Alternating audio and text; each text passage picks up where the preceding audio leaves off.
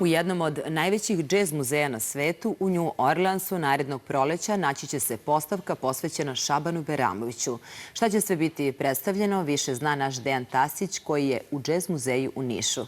Dejane, ova postavka je ideja Nišvil Džez festivala. Dobro jutro odavde iz Džez muzeja Nišvila u Nišu.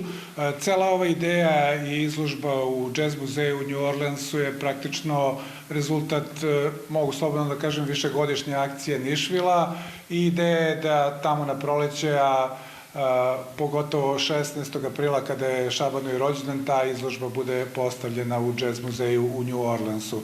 Samo ovde je Ivan Blagović, direktor Nišvil Džez festivala. Prošle godine imali smo direktora ove godine, da, na prošlom festivalu Džez muzeja iz New Orleansa ovde u Nišu i ovo je nekako logičan nastavak saradnje. Da, ja sam 2019. bio gost New Orleans Jazz festivala, pa sam iskoristio priliku da posetim najpoznatiji jazz muzej na svetu i tada smo krenuli se dogovaramo.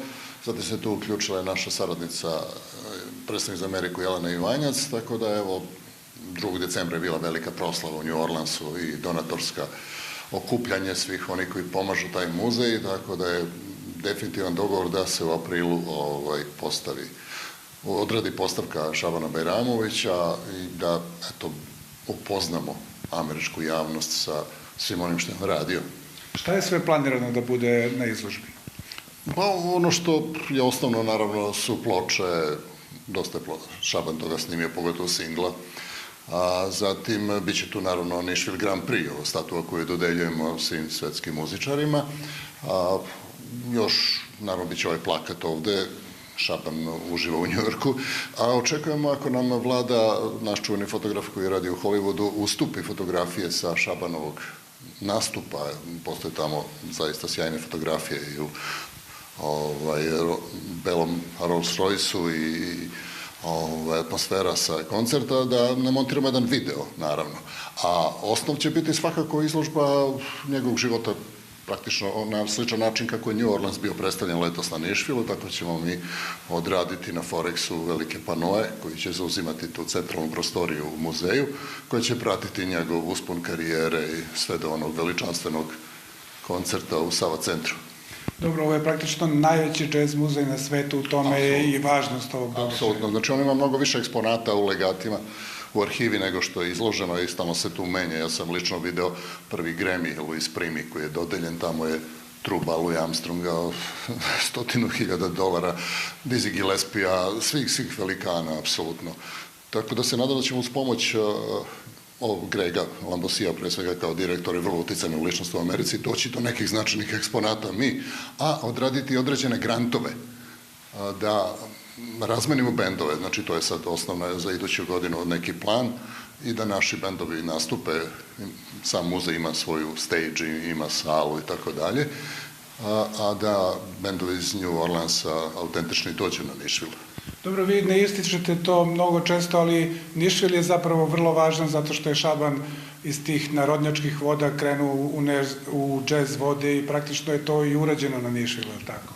Tako je, 1997. je, ja mislim, prekretnica za njegovu karijeru i rezultat toga su kasnije sjajni albumi i nastupi u Sava centru. Mislim da je on upisao sebe u top 10 svetskih, možda ne džezera, ali bluzera svakako. Na kraju pozivam vas da pozovete građane koji imaju nešto od zanimljivih ili ploče ili nekih fotografija Šabanovih da mogu da vam se jave, jer je to način da i američka publika vidi ono što je Šaban radio. Da, samo tražimo jednu vrstu pozajmice da prezentujemo te stvari. Ja znam da odelo u Zagrebu je Šaban poklonio svom jednom velikom prijatelju.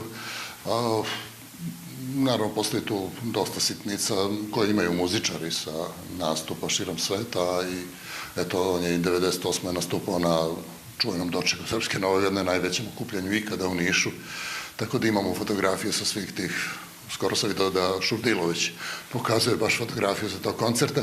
Napravit ćemo dobar miks za tu izložbu i mislim da će to, naravno, sa tekstom na engleskom pored i objašnjenjima, da će to biti zanimljivo gledacima. Pored videa bit će i QR kodovi postavljeni da mogu posetioci izložbe da slušaju Šabanovu muziku. Hvala vam puno na vašem vremenu. Dakle, izložba posvećena Šabanu Bajramoviću u Jazz muzeju u New Orleansu negde na proleće, u aprilu najverovatnije. Toliko za ovo uključenje, a oko 10:30 vodimo vas na sajam knjiga u Nišu. Hvala, Dejane, i tebi i tvom sagovorniku. Iz Niša se javio Dejan Tasić.